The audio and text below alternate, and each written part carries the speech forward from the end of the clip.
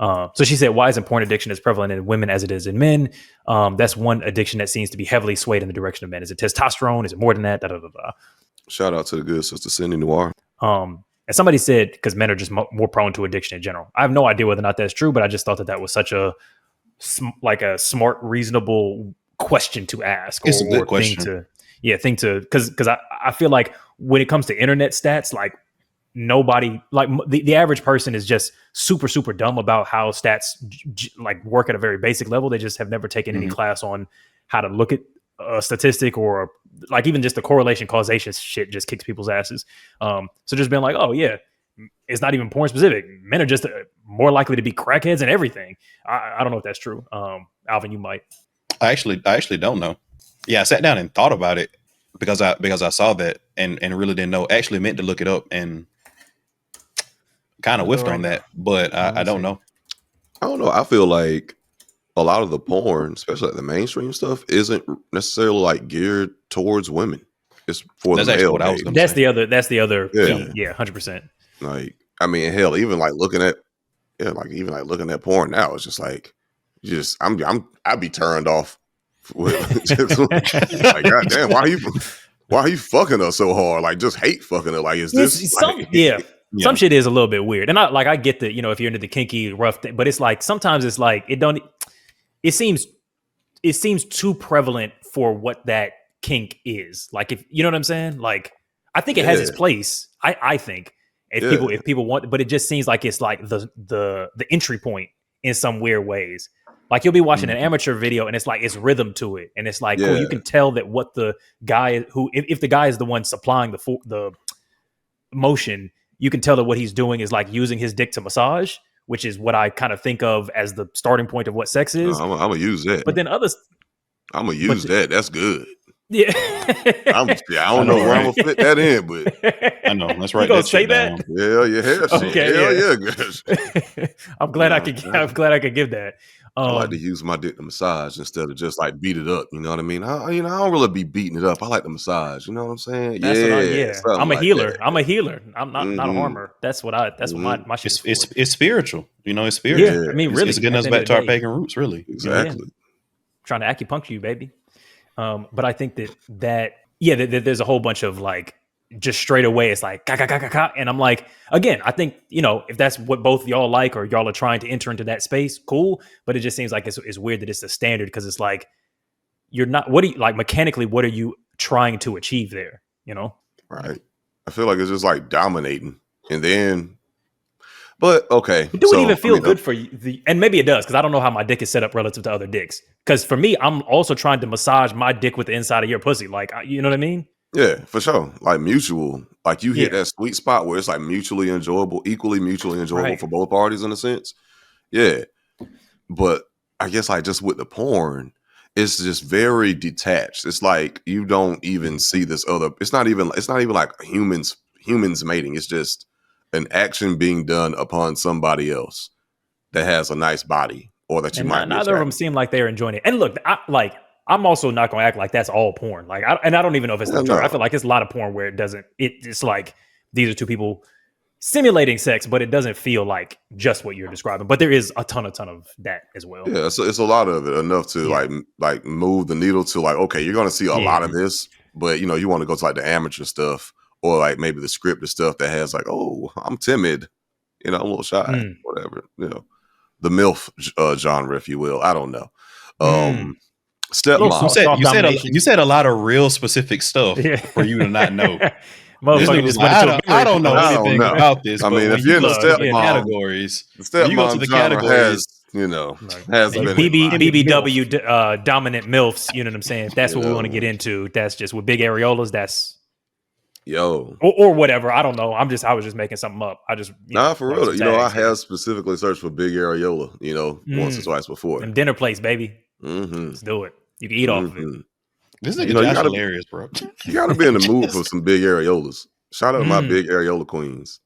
Shout out. Drop a thumbs up in the chat. This nigga said, like it was a 1990s food commercial. That's good eating right there. We need a jingle for them titties. Shit, better titties, a better pizza, Papa John's. But think about this though, right? So Mm.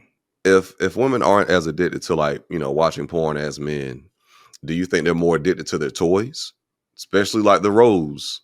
Because some women can't definitely. That thing down, Because I feel like we don't. Toys are not a good few of y'all have already ordered this. Everybody knows that It's a Red Flag card game. We're coming out with a new one. It's called In All Seriousness. It's 100 cards, each with 2 prompts on it. One prompt that's something serious, something introspective, a deep question to bring you and your folks closer to one another, and another question that's just some unserious, silly, funny, goofy shit to just pass the time. You get to choose which one of the prompts you want to use each card, just like we do every episode during the pod. Accepting in pre-orders now, and those will be going out later this month. And if you're a member of the channel, you get a 10% discount. If you pre-order now, you also get a 10% discount. So that's a double discount for those of you who are members and pre-order now. Mm-hmm. And get those now.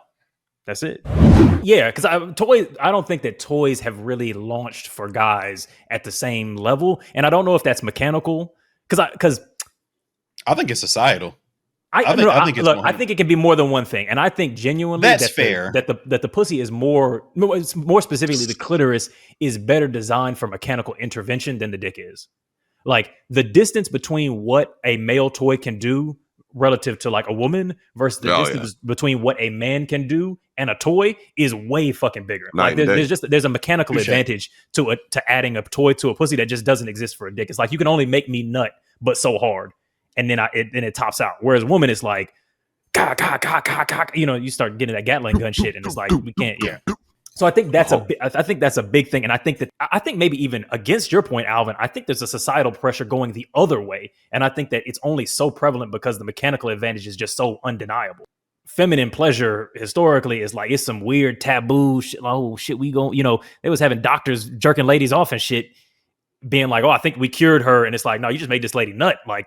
But it's just so shame that you can't even talk about female orgasm. I definitely think when you explain like that, there's definitely like a synergy. But I think that may be the basis. But to the synergy argument, now it's completely.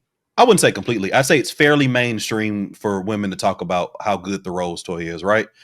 Niggas who are talking about using fleshlights are like fucking degenerates. You know what I mean? Like if you're weirdo, what? Yeah, 100%. But I think you're right. I think you're right. I think that the basis of that fighting against all of the other pressures in the negative from that perspective have only been overcome so that it gets to the point where we are now, where the Rose toy is something that can be discussed in a fairly positive, non-stigmatized light because of the mechanical advantage. But it's because of the mechanical advantages. So I think that's what I think that's doing in based on what we've said so far. I think that the mechanical advantage is doing like 90% of the heavy lifting. Like women are just naturally meant to be nutting more than guys, and there's just been societal pressure that's gotten in the way of that, and it's kind of starting to catch up. But I also want to say, just so that it's not confused, I think we do need to normalize niggas using sex toys like that. That shouldn't be shamed the way that it is, and it needs to be much more societally more accepted. So eggs and fleshlights and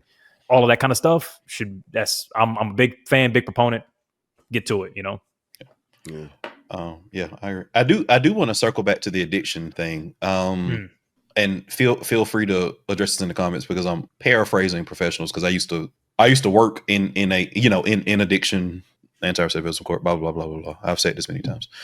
A lot of the thought from the people I used to work with is addiction is something that manifests in a lot of different ways.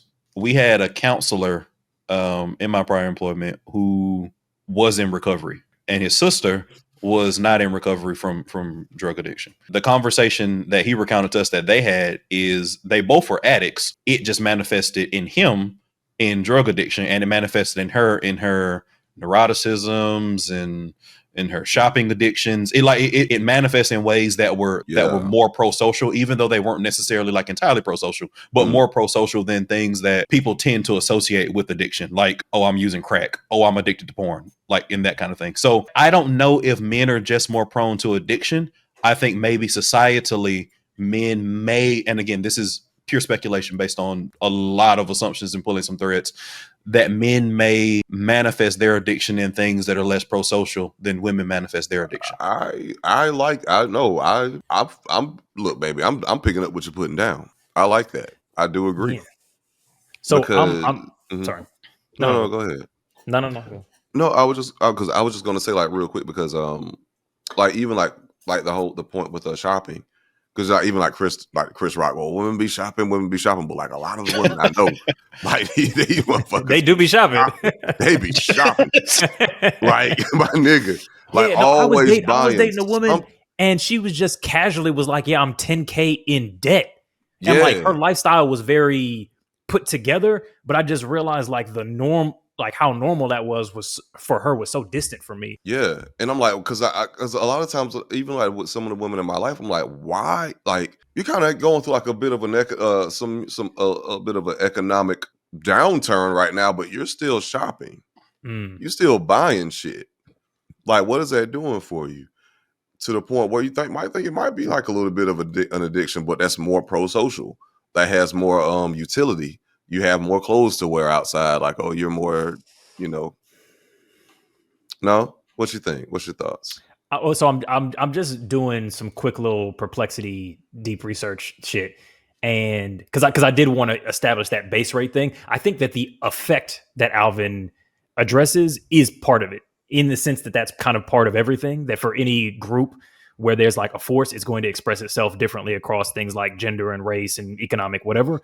But I'm looking at it and across some of the main ones, so gambling and like substance abuse, men are just way more likely to do both. With shopping, I think that, it's possible that one's a thing, but I also don't think that addiction is like, oh, I'm an addictive person, so I'm going to find something to be addicted to. I don't think it's just that. There's like a lot of shit that just is addictive. Yeah, but so that's true, but it's also stuff that like, so for example, and I do have this study in the back pocket. Yeah. There are a lot of things that join the community, baby. You know what I'm saying? It's waving the red flag. A lot of you people are new here and we love to see it. We love to have you on board. We got the Patreon. The full episodes are also a part of the community benefit. So definitely take a moment out and subscribe and join the family. There are a lot of things that you would assume is super addictive, but that people don't have like this super high addictive rate to. So cigarettes is more addictive than, like people find it harder to quit cigarettes and they have a time harder to quit like recreational heroin, for example. Like sure. That's that study that's actually been done. So I do think that on some level your addictions have a social component, and I also don't think that it's a shock based on your perplexity research that what you came across in an addiction search was gambling and drugs, right? Like the other addictions, because you can be addicted to things that are more pro-social, but people don't focus on those as addictions. They focus on gambling. They focus on porn addiction. They focus on drug addiction. Yeah, that's a good point. I mean, look, I specified, because I just said addiction at first, but then I specified gambling because I thought of that, but that's still to your point. But yeah, then it gets kind of difficult, because then what's defining addiction is like kind of every compulsive behavior, even if it doesn't cause problems in your life. Like if you just sustainably watch a lot of TV, are you addicted to TV? Like when does it? How do we define it? There's an accepted definition of what an addiction is. Yeah, like it doesn't have to be. I don't know, so even in my head. Yeah, but it's like the old adage is if you absolutely have to have 2 beers a day to function, it's an addiction, even if you aren't like getting slappy down, blackout drunk every day.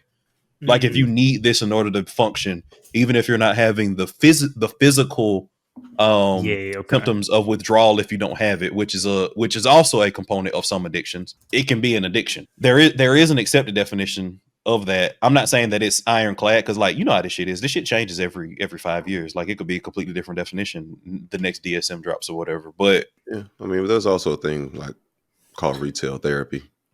Yeah. You know, which is kind of addiction-like, because it's like when you're stressed, you go to this. When you're feeling too many emotions, you go to this as a way of like self-soothing, which that's an addiction behavior. Yeah, I mean, I think that is very interesting. Like, women's addictions might be more pro-social versus men's addictions might be just seen as guttural. But then again, I mean, hell, having to beat your meat like, a couple times a day, every day is it's definitely not good. If you can't just go out like if you gotta do that shit, you gotta do. I mean, like that's kind of sick. You know what I mean? Yeah. It's been some times I've been that horny, but like never just like, yo, every day, couple times.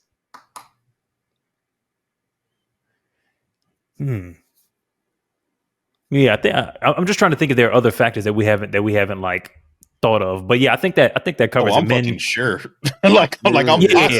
Yeah, there's a lot. Just wait till these comments hit. Please, please sound off in the comments. Yeah, I'm pretty sure it's a couple things that's like that's staring us right in the face that we not even like thinking about or like seeing right now. Elevated. Yeah, I mean, because I think the point that you made, like the volume of porn that's made for women is lower, but I wonder whether or not there's that demand for it, because I don't see a bunch of, like, I do see some amount of women saying, "Hey, we like to have porn that's more catered towards us," that kind of thing. But there's not like a huge push.